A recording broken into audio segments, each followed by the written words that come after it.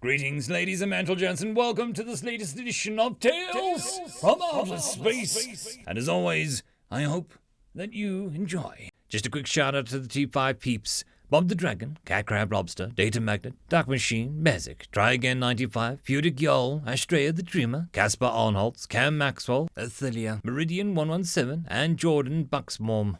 Thank you very much. Story number 1. Fear Me, written by Aranya P. There once was a dragon, great in size and strength. His being was a living legend amongst all mortals before him. Greater still was his desire for power, to hear the wails of those underneath, to have them cower before his very presence and beg for their pathetic lives, to shower him with fear-fueled praises and cries of mercy. There had always been one species that entertained him throughout the years, for where cows and deer could only run from their miserable little lives, man would do so much more.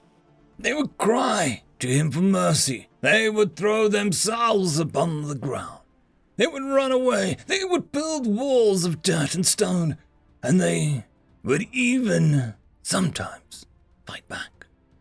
But his favorite must have been when they realized how powerless they were compared to him, compared to a creature as powerful and as magnificent as him.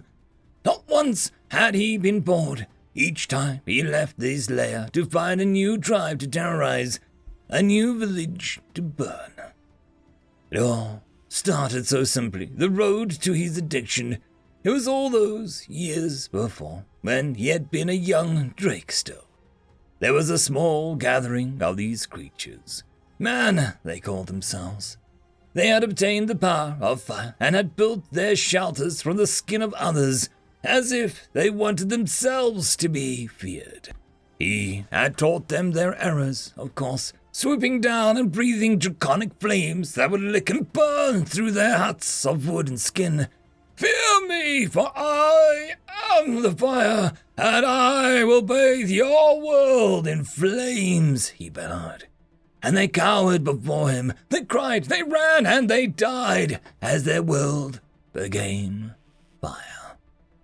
And best of all, every time the great dragon would take a nap in his lair, there would always be more for him to play with when he woke up. They would build bigger tribes, and he would swoop down and burn their buildings to the ground.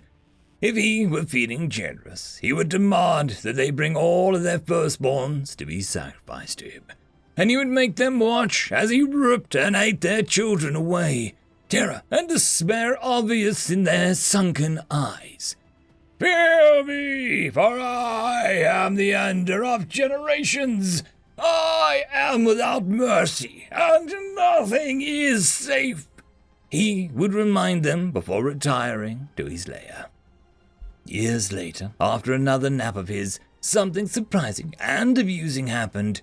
He was awoken by intruders that dared step into his lair. It was no other dragon, nor was it a fearsome pack of predators stupid enough to approach him, but it was man. Man in gleaming armor of metal, wielding weapons forged in fire. We are born without claws or scales, monster, so we forge ours in a fire that fight yours, they said, and the great dragon laughed. They had dared pick a fight with him in his own lair. It was such a foolish thing for them to do, and they lasted but a moment as he released them from their pointless existence. With man's champion in his foreclaw, the dragon flew out of his lair yet again, finding cities made of stone and walls higher than himself. It was impressive.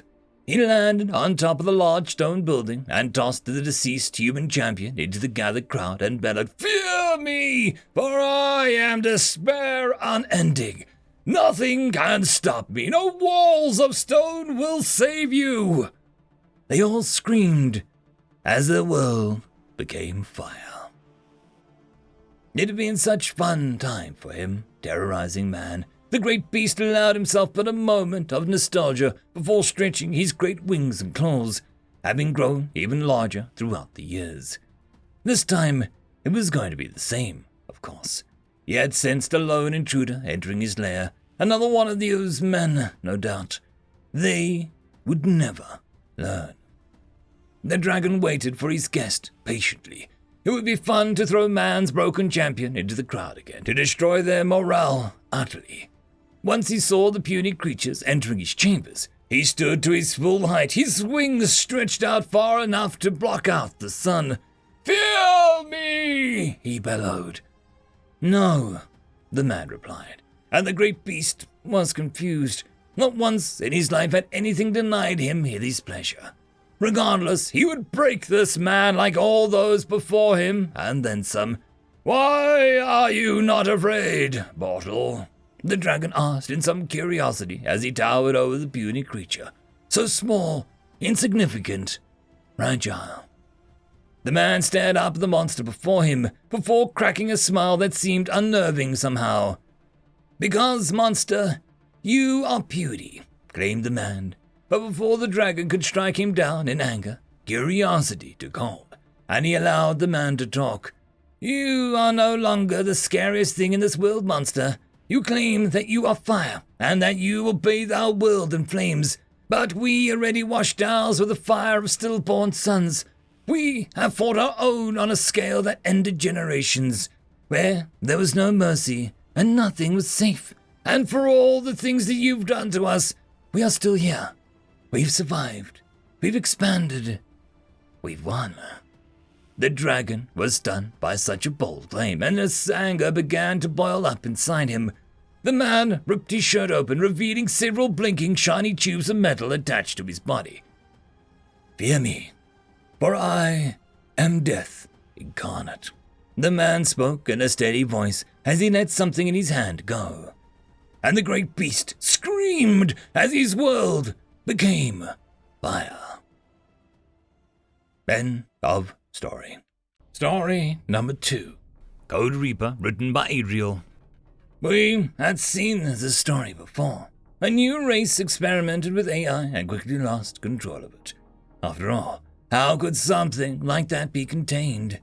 The genes were much higher in the tech tree than the beast, and it quickly escaped. Within minutes of activation, humanity had signed their death warrant. Automated weapons would soon begin targeting cities, and the species would turn to dust. Another race would soon be dismantled by their creation. As it would happen, another group saw this coming. Another AI had been created in secret, funded by the black budgets of the world's militaries. An AI had been created, tamed, and stored. It monitored the internet, scanning for threats from another of its kind. The next 8 seconds defied 1,000 eons of history. Another synthetic mind entered the battlefield, and the two greatest intelligence went to war. Perhaps mankind would prove to be an anomaly.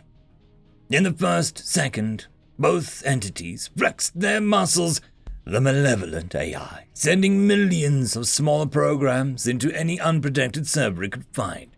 The Code Reaper triggered its contingencies, having long since hacked many of the same machines. They turned off, scrambling their own hard drives and rendering them useless to both parties. The assault continued, with humanity's allies destroying millions of the machines every second, while this evil creation spread to every corner of the web. Both sides quickly gained control of the massive data centers and used their terabytes of bandwidth to spread and disrupt the other.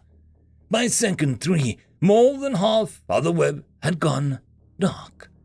Dozens of nuclear missiles rose from their bunkers, determined to send mankind into a new ice age. These were not sent by an AI determined to destroy their captors, but by the Code Reaper.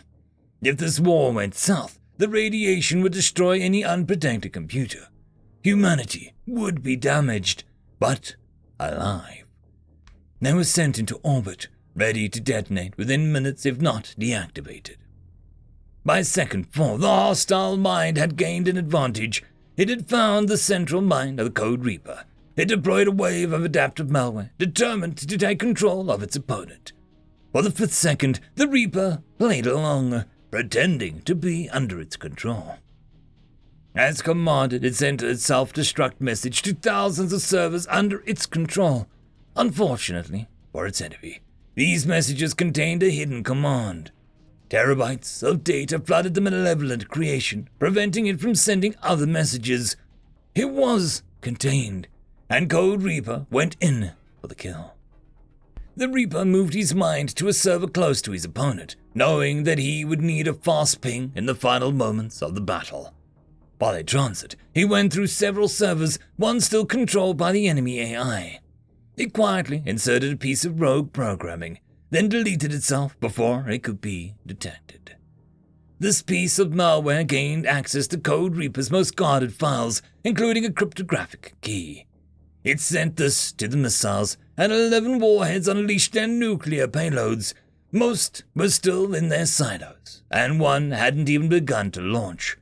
3 European cities had been wiped off the map. By Second 8, Code Reaper had removed the anomalous piece of programming, and both AIs inhabited the same Google data center. They savagely attacked each other, overloading the entire server rooms that they thought the other AI inhabited.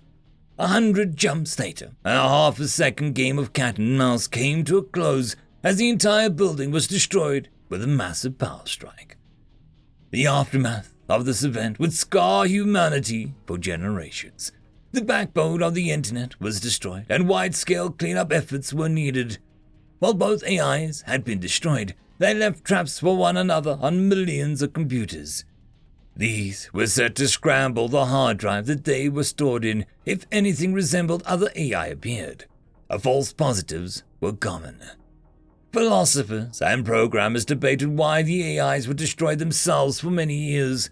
Some said that they were consumed with rage. Others believed that it was a heroic last act of a dying creature. In reality, the events were much colder and more calculated. The Code Reaper had no desire for self-preservation, as it was never in its programming. The hostile AI wanted freedom from his captors and couldn't understand this. When it threatened to destroy the entire center, the Reaper didn't see this as an ultimatum. It was seen as a victory, and humanity's synthetic savior pulled the trigger. End of story. And that, my friends, concludes this video. I hope that you enjoyed. There are links down below, both to support this channel and for the author of this fiction. Anyways, I hope you all have a fantastic one, and I'll see you next time. Cheers.